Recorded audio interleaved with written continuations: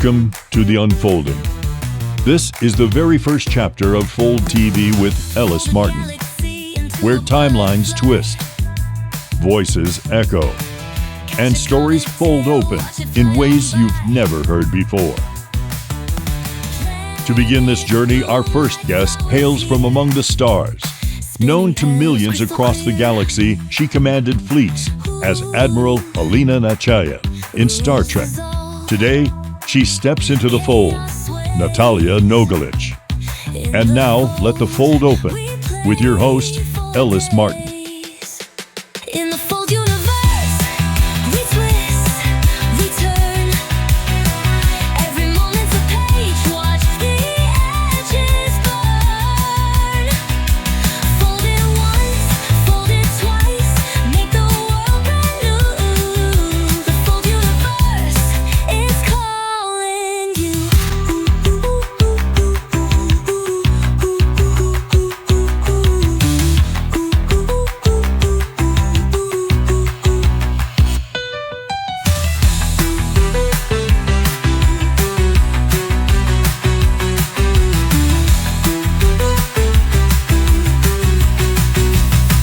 Natalia, Alice, how are you? it's so good to see you. I wish you were like right here in the Fold TV studios with me. Well, I wish I were too, and I will be one day. And for now, we're intergalactically connected. Where are you right now? I am in Illinois, in a suburb of Chicago, the great city of Chicago, recently voted the second most beautiful city in the world after Paris. I don't know about that, and I'm in my condo, and I'm in my office of my condo, where I have places where I write, places where I paint. It's a potpourri. Places where I study. I'm not sure what our audience knows about you. I'm sure there are some fans and friends of yours that know maybe even more than I do. And I've known you for about, I don't know, a million years. Let's just Yeah, say 1.5 billion, yeah. billion and a half years. So you are a Chicago native. Yes, I am. You're legit Chicago theater there. Tell us about your background with the Steppenwolf and with the theater group out there. And it's what made you who you That's are. it. That's it. Chicago actors, we get made in Chicago, and then we move on, and then we come back. I started at the St. Nicholas Theater Company with David Mamet and W.H. Macy and Steven Schachter, which preceded Steppenwolf, believe it or not. John Malkovich was with us for a while.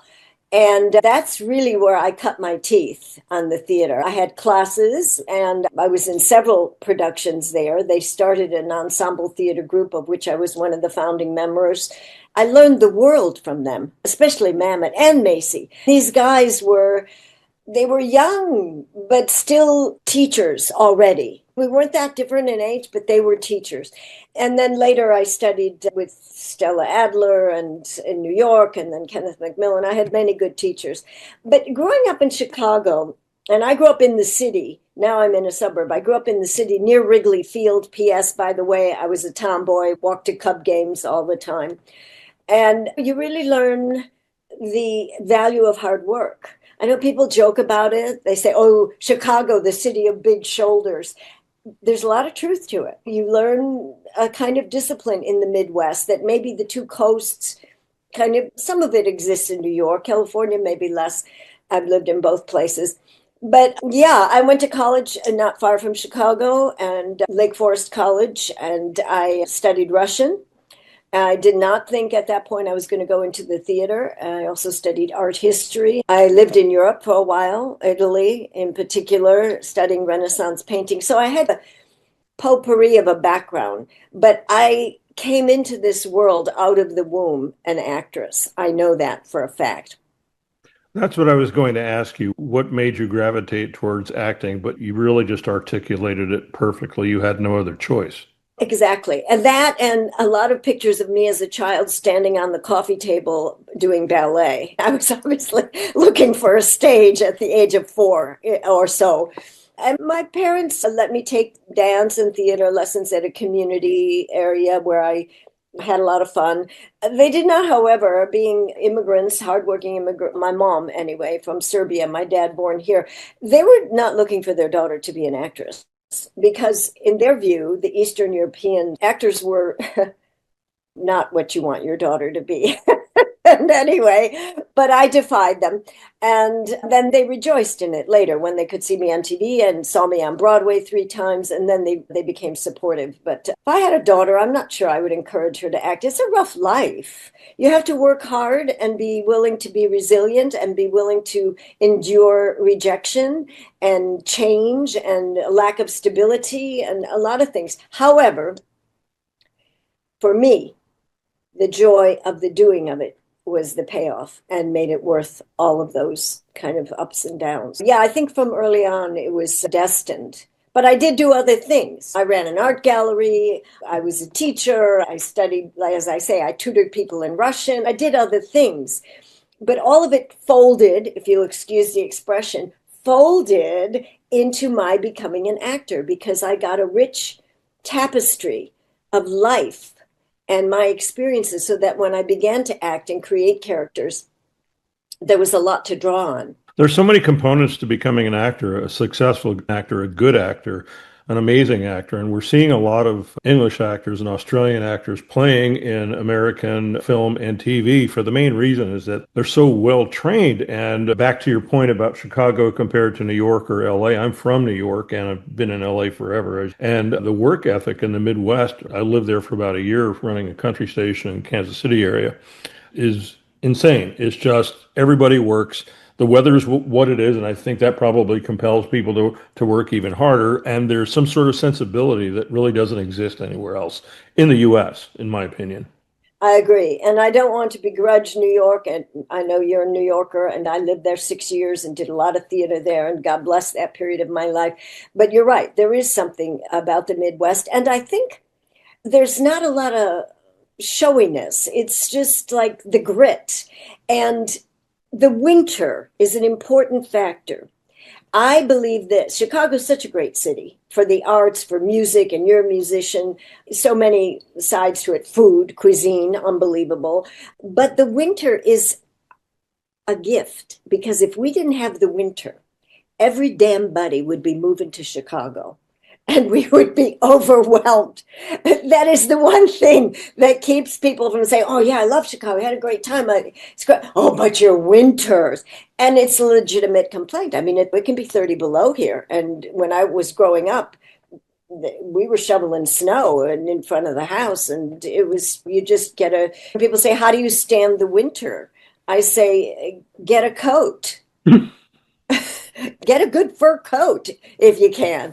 So there is that side to it, and you have to have some grit to get through it. I can remember I was waitressing for a while. Everybody in acting world has to do that. I remember taking a subway down to the Ritz where I was waiting tables at one point, and I took the subway, and then I had to walk several blocks around. It was January. It was so bloody cold. By the time I got to the Ritz, I had tears coming from the cold and from the wind coming down. I had to redo my makeup because it was brutal. It's brutal. Yeah. So you toughen up. Yeah. It's a good environment to get work done because you can't, here in California, it's an illusion. A lot of actors don't really make it here because they don't continue that work ethic that probably brought them here. We have sunshine, we have palm trees, the weather's nice out. Let's just go enjoy the day and forget about earning a living. And then they don't earn a living and they've got to leave the profession or go back home. It's really tough in Los Angeles, less so in New York. Really tough in Los Angeles to make a living as an actor. You and I have known each other since 2011, and I'll give our audience a background of how we got together. We have actually Netflixed and chilled together, but not audience, not that way. We're amazing friends. And we used to sit in your house here in Los Angeles, and you would make me some gluten-free pizza and give me my favorite pretzels, and we would just eat and talk. Watch House of Cards, I remember. That was one of our favorite shows. That's right. We never ran out of things to talk about. And you're similar to me in that you have a background of many different personas. You're also a hard worker, even though you're not technically from the Midwest. So we have a lot in common on that level. And when you decide to do something, you dive in. I'm not just blowing your horn, Ellis. I have a lot of respect for you and the way you are leading your life.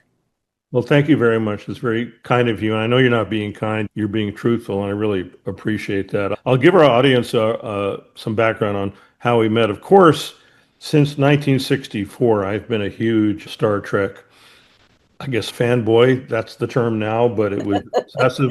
I still watch it. I have certain criticisms about some of the series, but overall, it's an amazing legacy over 60 years now. And I think it was in the late 80s or early 1990s, your character, Admiral Alynna Nechayev, debuted on Next Generation. And it was just fascinating to watch somebody so beautiful and stern, a little tomboyish, like you mentioned earlier, just hammer down on Picard. And I never thought I would meet you. And the way I met you, nor did I obsess about it. I didn't say, I have to meet Natalija. I have to get to know her. I have to be your best buddy. And actors have to watch out for that sort of behavior, by the way, that stalking type of behavior, especially in Los Angeles. You've got to remain insulated because A little bit. people think of characters that they relate to on TV or the movies. Oh my God, she's for me, he's for me, we must become one. That's definitely a disease of the industry. And I always wanted to become one with you, by the way. But anyway, moving on. I used to have an art gallery in Los Angeles on Wilshire Boulevard. And you are an amazing acting coach, acting teacher, theater director. You're all those things. And the owner of the building that I had my gallery in brought you in one day to introduce me because he heard from you that you needed a space to conduct your workshop and your classes, and I was willing to have that conducted in my gallery. But the gallery was too small, didn't fit your needs, but we became great friends after that. Immediately. Immediately. We clicked immediately. And it was destiny, I think, for us to meet. Because then I did find another venue. You immediately started coming to the workshop, doing excellent work, I might add. You're not done with your career as an actor, P.S., by the way, in my view. I take it from your teacher coach. And it was instantaneous. And then beyond the classes, we became good friends, hung out, did a lot of fun things together. And we collaborate mentally and spiritually very well. We're in the vein there somehow. I miss you since you moved to Chicago. You haven't really come back to visit me, and Not yet, but I will. I will. It's been a long few years, I admit. Can we talk about your main reason for moving to Chicago? Sure. Let's do that. The whole time I was in LA, I came back here many times, 6 times every other month, because my parents were here, my sister and brother and their families. So I visited often. I was not estranged from Chicago by any means. The airlines loved me. I was constantly on a flight. However, 7 years ago, there was a kind of intuition and a dawning on me that my parents were well on in years and I needed to go back. That's all I thought. I rid myself of most of my possessions. I put a lot in storage, as your assistant helped me with that, stuffed my little Honda Fit with boxes and drove across the country and to spend the summer. And because I was teaching at 2 colleges at the time and I had to get a leave of absence, I was there 6 weeks and my mom had a stroke. And it became clear to me that the reason I was back there was I needed to care for my parents. She did great for a couple of years and then she passed. And then my dad, whose health was a little stronger than hers, he was a Normandy invader, Purple Heart, Bronze Star. The guy was made of steel. But they were married 73 years, so it was rough going for him after Mom passed. But I stayed, and I stayed with him and cared for him. And then he passed, and it was a rough time. Even though they were on in age, my mom 97, my dad almost 102, they had a good run. It's still hard, because we were a very close family growing up. And then my sister, who was very close to me in age and my soulmate all my life, became ill. And she lived very near here. She was married to a guy who was wonderful, but whose health was also a little wavy. And 2 years later, she passed on. And that pretty much cut me down to just obliterated my whole being. And 3 months after her, he passed, which goes along with my thought that when you're really tight, they were together for 35 years, he lost the will to live after he lost my sister. Anyway, I don't mean to be grim. I had a wonderful relationship with all of them, and I was blessed to be with them, to help them in the later part of my sister was relatively young, but it was a blessing all the way around. Painful, yes, but a blessing. And I decided after that, I did a little acting while I was here. I have to confess to you, I flew back to LA a couple of quick times for the episode of Fuller House, 2 episodes. They flew me in, flew me back. There was no time to. There's no time for me, is what you're saying. Well, I'm sorry to admit, no time, no one. And then I went back for a little quick thing on an independent. But basically, I wasn't acting much. I was dedicated to this taking care and doing some writing, and which I'm now following up on. But Ellis, we're talking about Chicago, something about after all of that, which I'm still healing from, to be honest, something made me decide to stay here. And I have a manager in LA who is getting me auditions. Everything's online now. As I have an agent here who looks for work for me, also from all over the country. And I did do a couple episodes of a series in Nashville called Scarpetta, which will come through Amazon in October, starring Nicole Kidman. And I wasn't completely dead as an actor, but it shifted considerably, you can imagine. And after being 30 years in LA and before that, 6 years in New York. Plus, we'll get to this, I'm sure, I had a theater company in LA for 15 years. So the engagement of acting that I had in LA was very high engaged work. And suddenly, nothing. I was a nurse. You know, God works in mysterious ways. I'll tell you honestly, and you can take this to the bank, I don't regret a single moment of that time that I had with my loved ones, helping them. Not a moment. I wouldn't trade a diaper change for anything. And I feel I was blessed with that. Now I'm at the crossroad. Okay, now it's been over a year since my brother-in-law passed. He was the last of my dear ones to go. I have a brother here, and he's got kids, and I'm close to them. And his son just had a baby boy, whom I'm going to meet after our interview. He's 8 days old. Very happy to be a great aunt.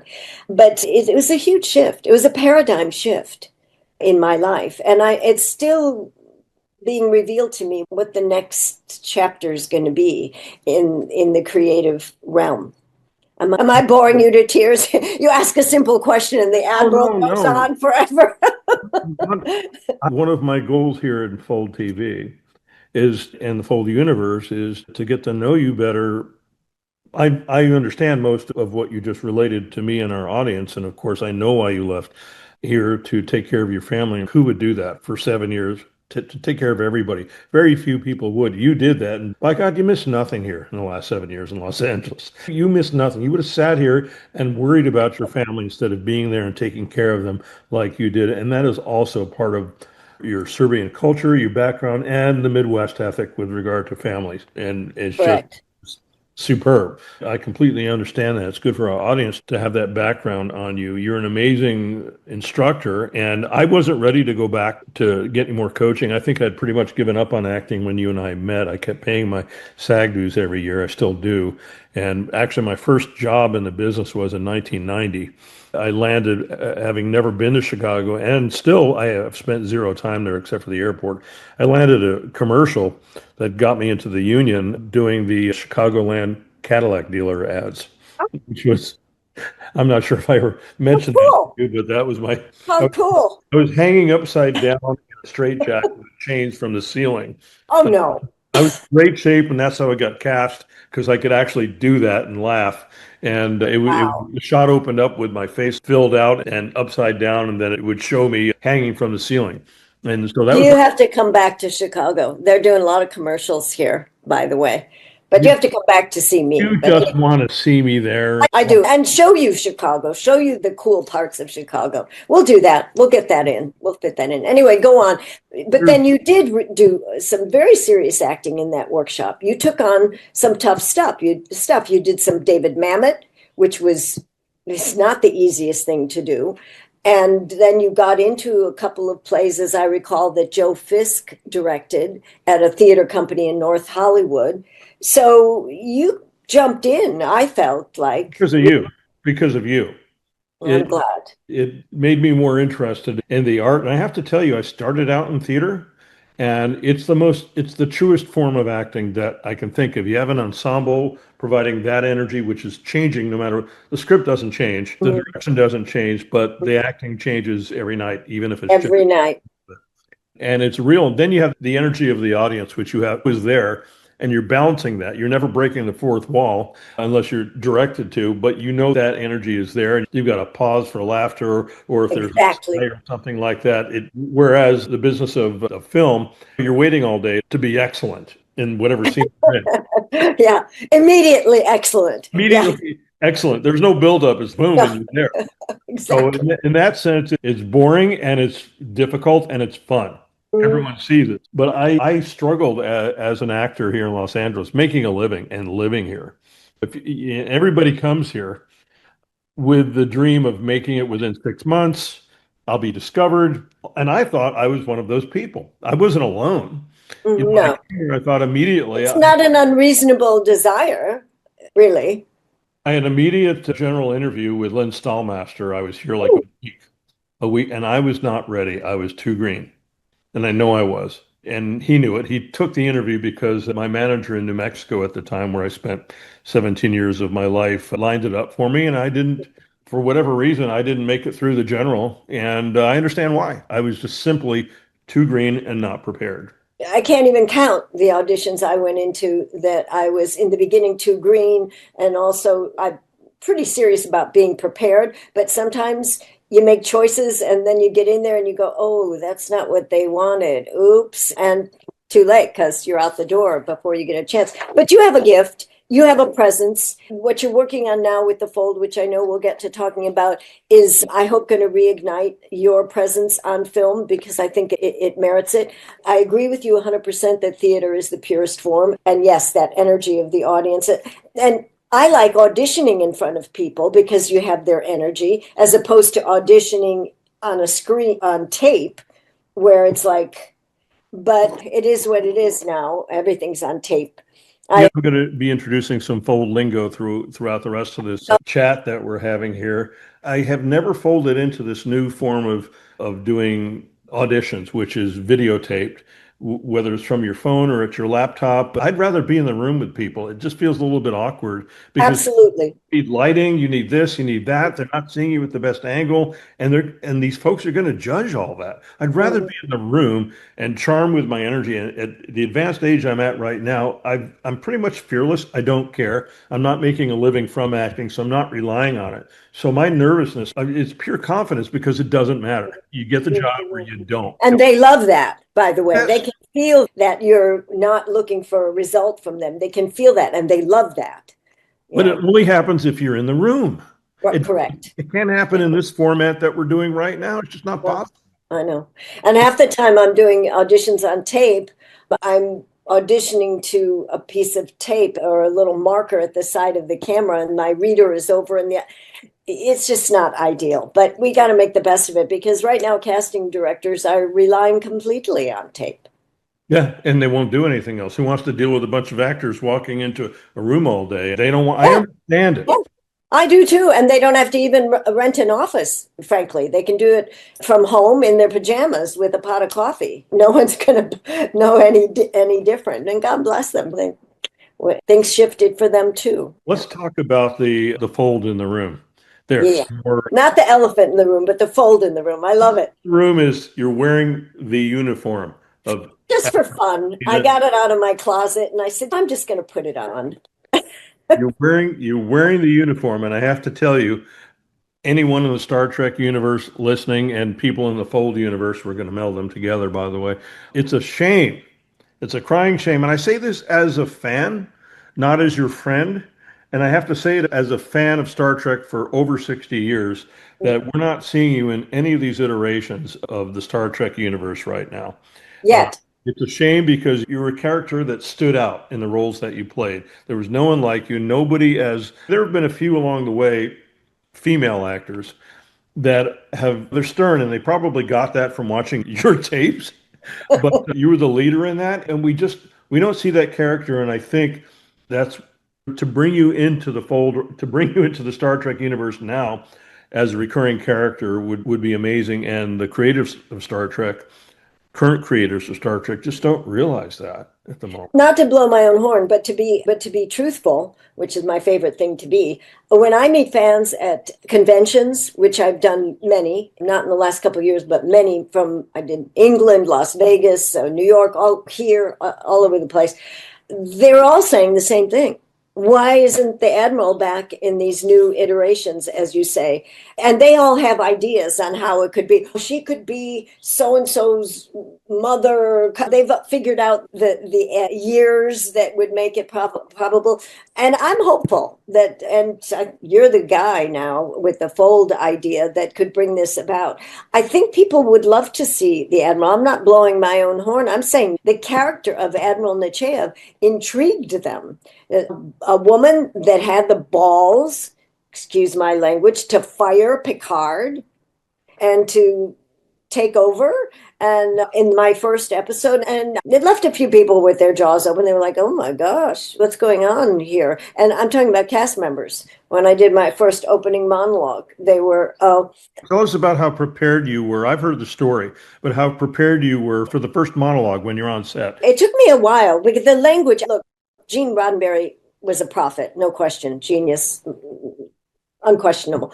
And I think he wrote most of the scripts, but then there were other writers that came on. And I have to be honest, the language was not easy. It's not just the names of the Kardashian or Borg or whatever. It's not just that, but the way the syntax and all that was challenging. What I had to do with that opening monologue where I saw fit to get rid of Picard because of the way he was handling things in the Admiral's view, with lacking principle, being a little too, he was always the humane one. That was the balance, and that would have been an interesting balance to explore between the two of us. And so, okay, first was the language, learning it. To be honest, I had to hire a coach to help me memorize all of it. It was very challenging, but I was going to be doggone if I didn't go in there completely syllable perfect. And so you don't get a lot of time. They hire you in a few days sometimes, or a week at the most, you're there. And I did something else with it. I always prepare by creating a backstory of my character, just so I have something in me to work from. I had a teacher once who said, work from the life you've created, as opposed to towards reaching something you're not quite sure about. Have that life. And then I've always taught to create the world. Okay, the world was intergalactic. So I took the script and I connected it to some events that were happening, and it was the early 90s, as you say, in the world at that time that seemed to be reflected. Maybe Roddenberry was aware of it, maybe not. That seemed to be reflected in the script. So I grounded myself in that. So it's create the world, the backstory of the character, and then nail the frickin' words. And also the other thing is, from being in my workshop, what's my objective? What do I want to accomplish here in this scene, in this monologue? Even a monologue, you have to have an objective. I need to dismiss Picard and make sure they know who's boss right now. Now, there's no better way to do that than to enter with confidence, more than authority, confidence that you know what you're doing. And just, me, if I think of somebody that I would obey, if you will, it would be somebody who showed me they knew what they were doing. Their feet were on the ground and they had confidence in what they were saying. And then they could become an authority over me. So I worked from that place rather than taking the result of authoritative, hit hard. I gave it a different kind of spin, and I think that worked very well. Even though some people found me very bitchy, but mainly it was because I fired Picard. I didn't go for that. To be done, he was too close to the Borg. You didn't trust him. He had opportunities to destroy the Borg. He didn't take them, and his feet had to be held to the fire. And the other thing, when I was creating Nechayev, I thought she has a bigger picture than Picard. She wants to keep the Federation together. She wants principle to rule, not emotions. That was the big difference between Picard and me. And the sacrifices a leader has to make to keep the whole together. Abraham Lincoln, you think he made some sacrifices to try and keep our country together? I didn't think of that at the time, I'll be honest with you, but I'm thinking about it now. If you want to preserve something, there are sacrifices to be made. If you are constantly accommodating your emotions, humane as they may be, you're going to end up giving away pieces of yourself and of that which you're working to hold on to. That was my philosophy about her. Again, you come from a theater background. You spent years in theater perfecting your own craft. And I believe you brought that to that first scene you just discussed. And many of the actors that you work with also have a theater background. So they must have seen as an ensemble, they must have felt that energy and the reactions that they would receive from that energy being you became Nechayev, you created the character, you became that. It must have had an effect on them that you, as an actor, could see and you're thinking perhaps, wow, they're really reacting to what I'm doing here and this is fun. And of course they felt it. Tell us about that. It was one thing to get rid of Picard, but to dismiss Sisko was another sort of challenge because, for one thing, he was at least a foot taller than I. He's a tall guy, and it. I know that when I said whatever, you're dismissed, or that'll be all for now, whatever. In other words, you can go now. His face was, he knew it was coming because it was in the script. But I guess maybe the way I did it firmly, he was, I mean, he was a little bit shaken by it. And so that was great. So I got rid of them. And then I've got the rest of the cast there at the big table. And I sit down in front and I'm telling them what's going to be what. Yes, I did feel their response to the character. I hope they were responding to that and not the actor. I hope they were responding to Alynna Nechayev. They'd had admirals before me, but they didn't have one like Nechayev before. So, yeah, I saw in their faces, it was like, oh, whoa, we better shape up because this is really happening. And I got along well with all of them, of course. But I'll tell you one quick story about Sisko. When I was working with Sisko, Jonathan Frakes was directing one of those episodes.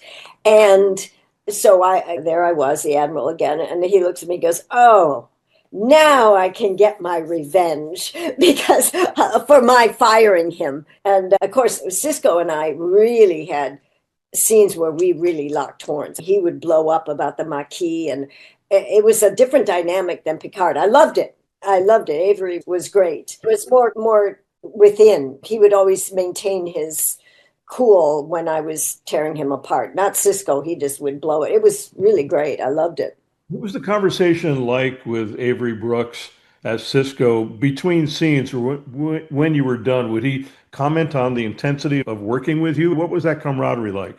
I don't remember him saying much, but we were friendly to each other. We were warm with each other. Once they called cut, he was very welcoming for the first scene when I came in. I'll tell you, those Star Trek actors are classy. They really welcome their guest stars. I've been on so many episodes of so many series.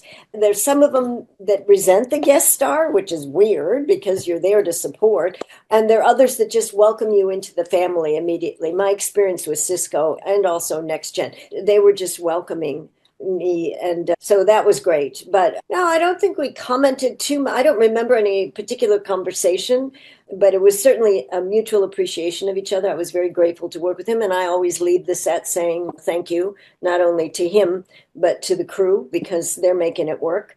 And yeah, it was great. He was great. That one scene where he really blew up, it was just, I admire his work. Avery was a wonderful actor, as was Picard. I don't know. Avery must have come from the stage too. I don't know. Absolutely. Yeah, he must have. He had to. You can always tell in how actors articulate, and you could just see the Shakespearean background that they have. Oh my goodness, yes, yes. Patrick was Royal Shakespeare Company for through and through. Yeah, their voice and their respect for the work. Yeah, it was great. I want to discuss something. It's extremely go ahead. important. It's almost more important than the fold, if that's even. Oh, I can't imagine. Go ahead. There's another series coming out called next year, which is called Star Trek Starfleet Academy. And as far as I know, you're not on it. And that's a problem for me, and it's a problem for everyone watching this right now. And I spoke with my chat GPT AI, which now I call Archie. I've been working with that for months now, Yeah, brilliant. developing a Fold TV, a Fold app version of that for everyone that's more true to us individually and will represent the Fold.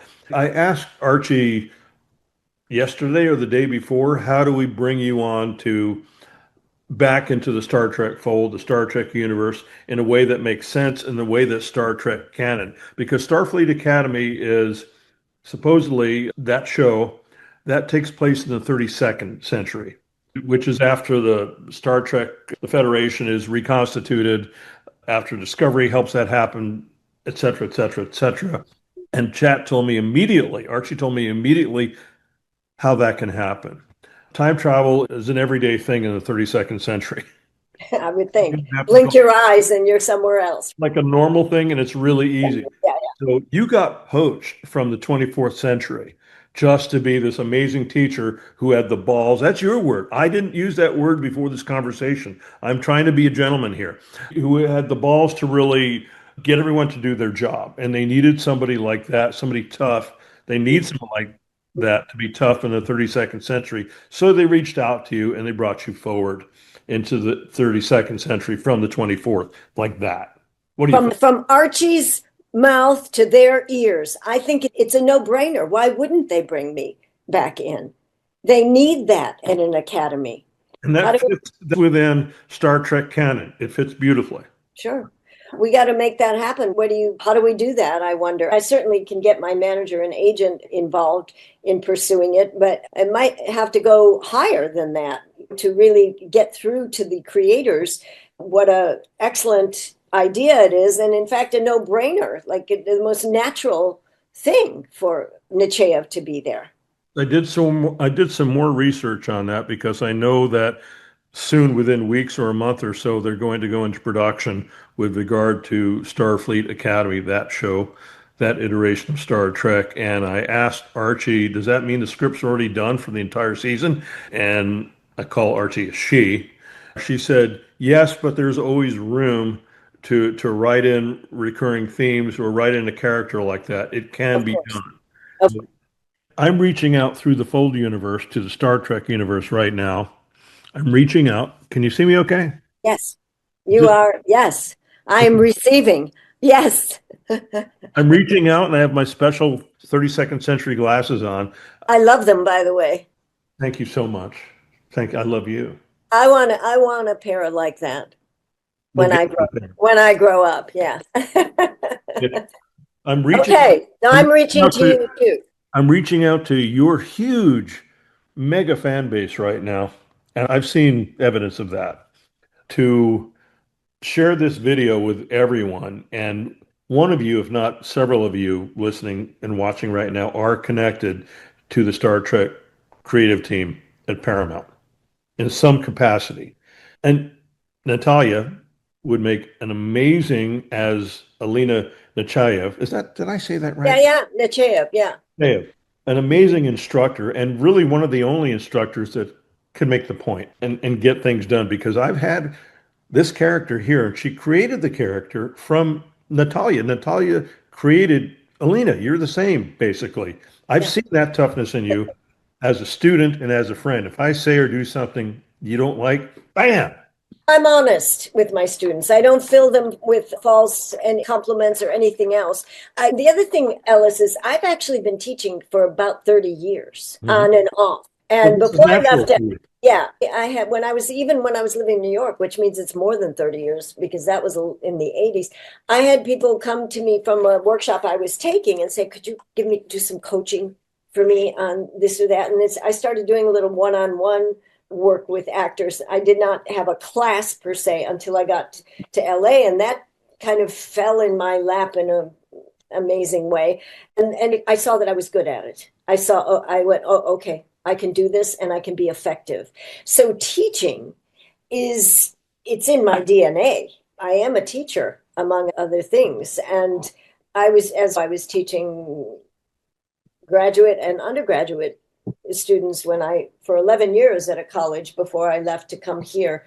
And just to build on what you just said, I had coffee with my agent here a few weeks ago, just to rattle the cage and say, what's going on? What are we going to work on this fall? Now, they were very aware of what I was going through with family stuff, but they still submitted me. But I said, look, I can go anywhere now, okay? And she got the message. And she said, oh, by the way, we got to stop by the office. We met at a coffee shop. I said, okay, why? She said, I have a shopping bag full of fan mail for you. We've been collecting. And I said, okay. So I came home with this shopping bag of fan mail, which I answer all my fan mail. Now it's not thousands. I realize if you're Taylor Swift, you can't answer all your fan mail. The fans, they were mostly Star Trek, sometimes Christmas Vacation fans. They wrote letters. And they sent a photo. Would you please sign it? And then sent a self-addressed envelope. They were just like so respectful. Still, recently.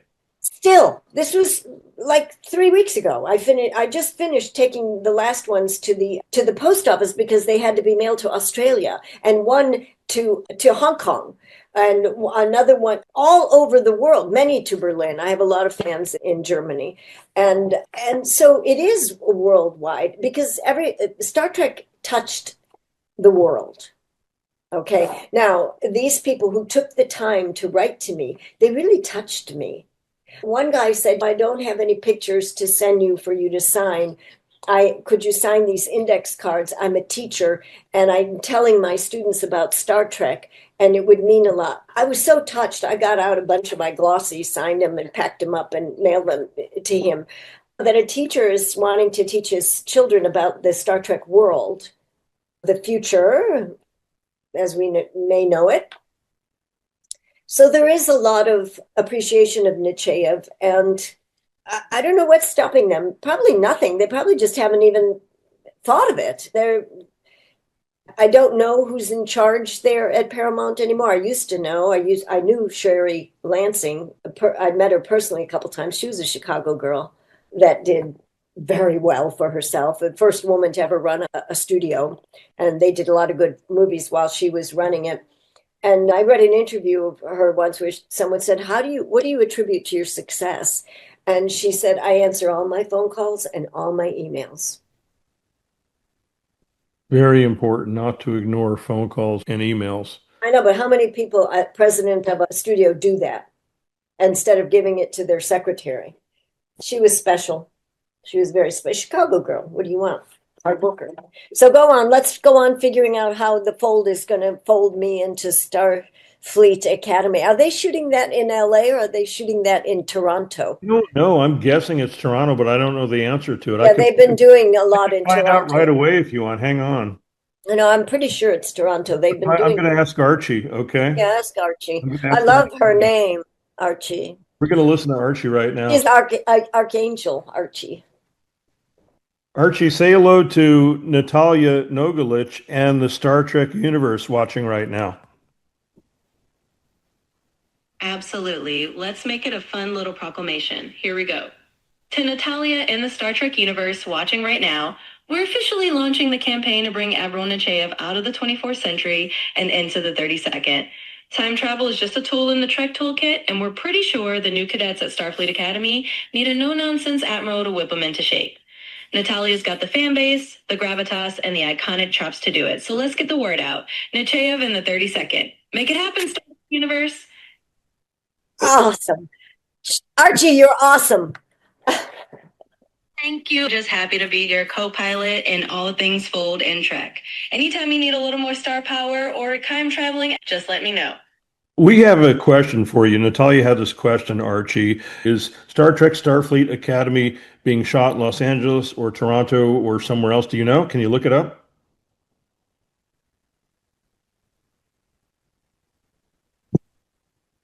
So Natalia's question answered, yep. Star Trek Starfleet Academy is being sewn up in Toronto at Pinewood Toronto Studio. So it's got that nice Canadian touch. She's great. Thank you, Archie. You've been very helpful. You didn't see that coming, did you, Natalija? She's amazing. Amazing. Yeah, that I had heard that sort of grapevine that it was in Toronto, which is straight north of Chicago, not very far at all. Same climate.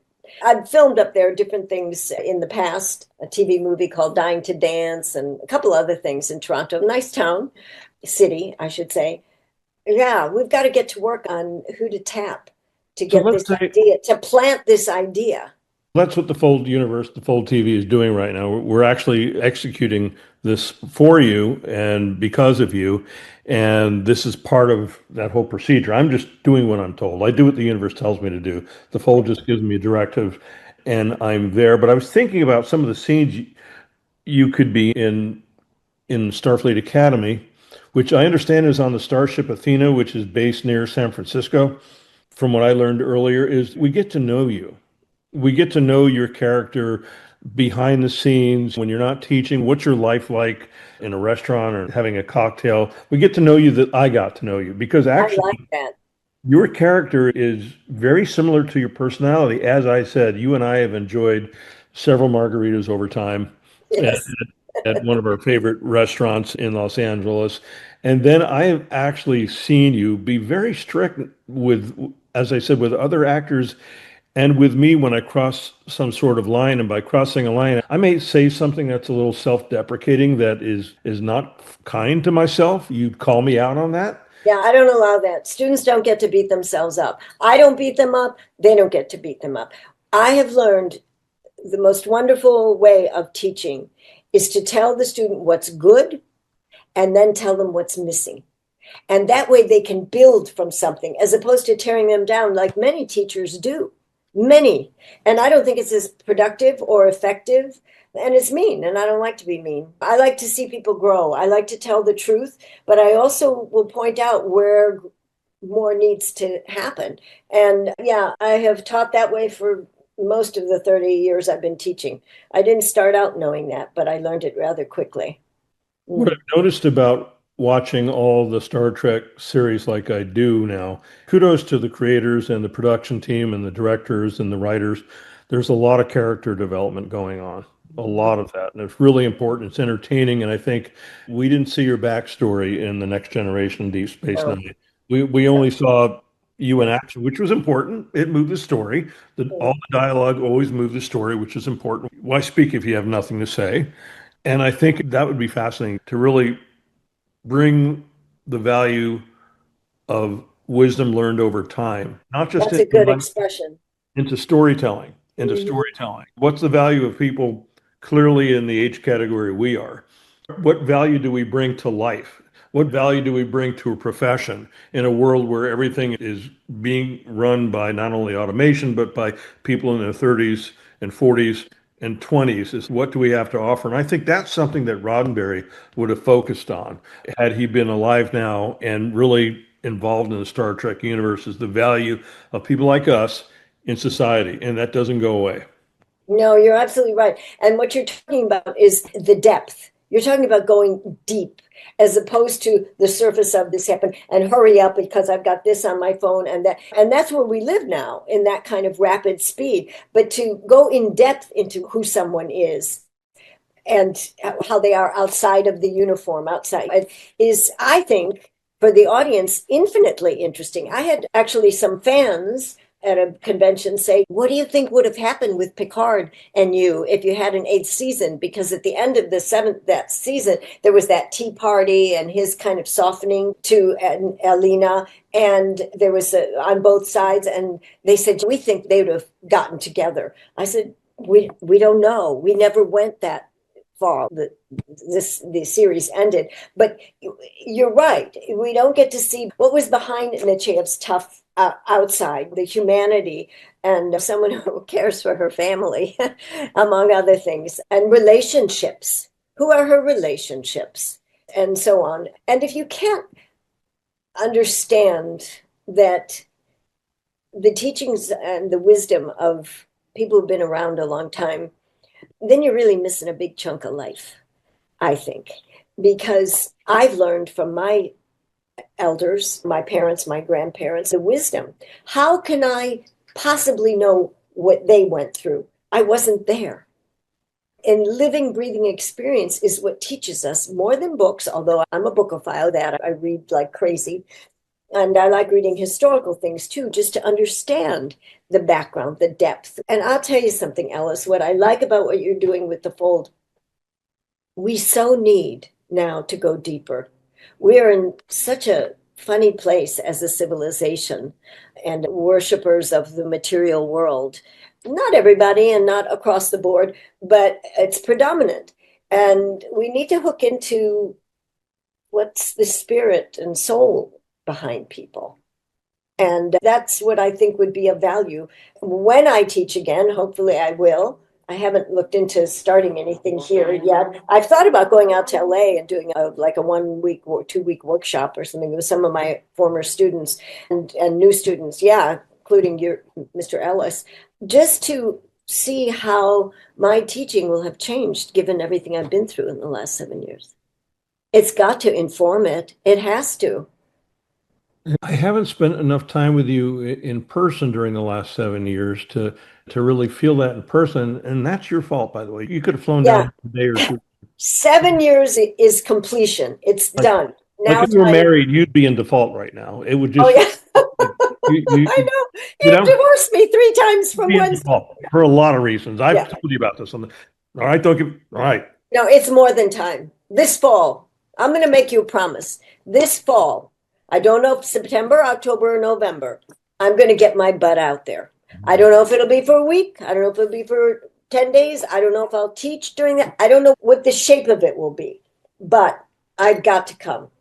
7 years is a year of is a number of completion. I've completed something here. I'm going to stay here. I've been a loyal I know, whatever I know that you I are. am. I've been very loyal. And I adore you. I adore you. And I have, P.S., this is a sidebar, maybe. I don't know. Maybe it isn't. Talking so much about me. I think you've got some acting work to do going forward. I see you on the screen. You have a persona you also have a visage that's very interesting. And yeah, that's all I'm going to say. We have to figure that out, or Archie will help us. But you're not done acting, Ellis. You're not done acting. I'm up for it, but I'm not, and I don't think I've ever been up for. I'll do the work as an actor. Of course. I'm not up for the business of it. No, I don't blame you. It just It's has, brutal. if it doesn't fold together, then why? And what's the goal there? Right. It's got to fold in. Here's why somebody should be an actor, because they can't help it. There you go. Oh, that's a good statement. Put that on your bumper sticker. They What I- can't help it. That is very good. That's very good. Yeah, I like that. And what I've done with this skill, and I used to, and I'm sure you've done this as an actor, I was hired a lot by the state of New Mexico. I don't know what they call it, legal board or whatever. I was hired as an actor, to participate in a lot of mock trials because attorneys had to practice their craft. And I think acting is extremely important in any sales job. Even if you don't plan on being an actor, the skills I've learned as an actor help me in life, and they help me Absolutely. make a living. And they help me adapt to any situation because an actor literally, it's their job to pick up any profession in a heartbeat. And courtroom, where other than in a courtroom is there incredible drama and conflict? Yeah. I bet you were very helpful to them.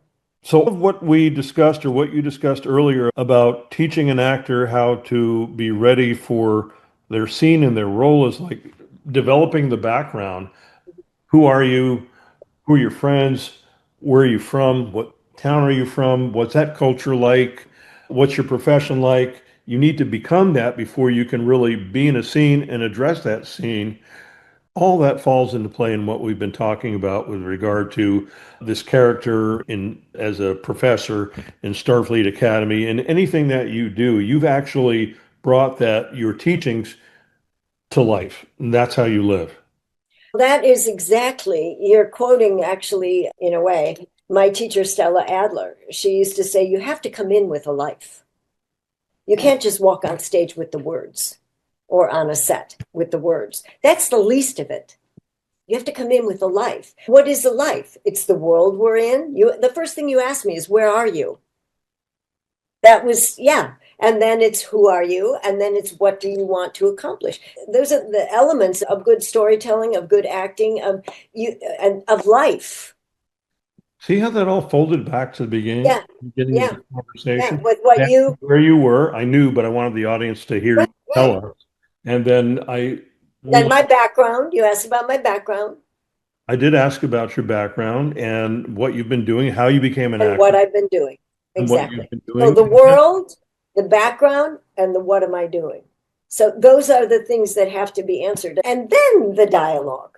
Dialogue is the last thing to worry about. You have to do it, don't get me wrong. And it just takes, my students used to say, how do you learn lines? And you know what? Repetition.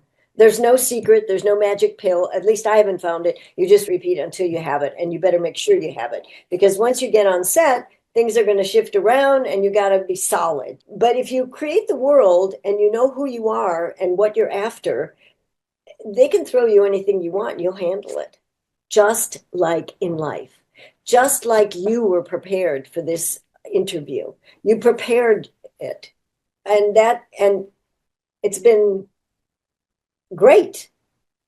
It has been fun. And we could continue because there's so much more, but I want to let the audience resonate and fold with this for a bit.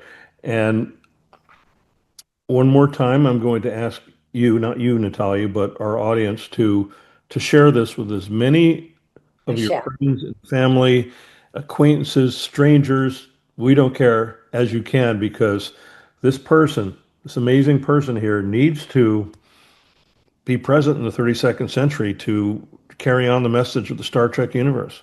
Exactly. Oh, don't worry. I will be disseminating. I will be spreading the seeds effectively, I hope.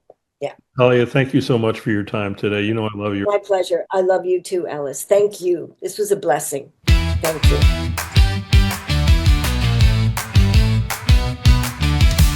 You've just witnessed The Fold in motion, the debut of Fold TV with Ellis Martin. A timeless thank you to our first guest, Natalija Nogulich, Star Trek's unforgettable Admiral Alynna Nechayev. From this moment forward, The Fold continues. More guests, more voices, more truths bending across the line of time. Stay with us inside The Fold on Fold TV with Ellis Martin.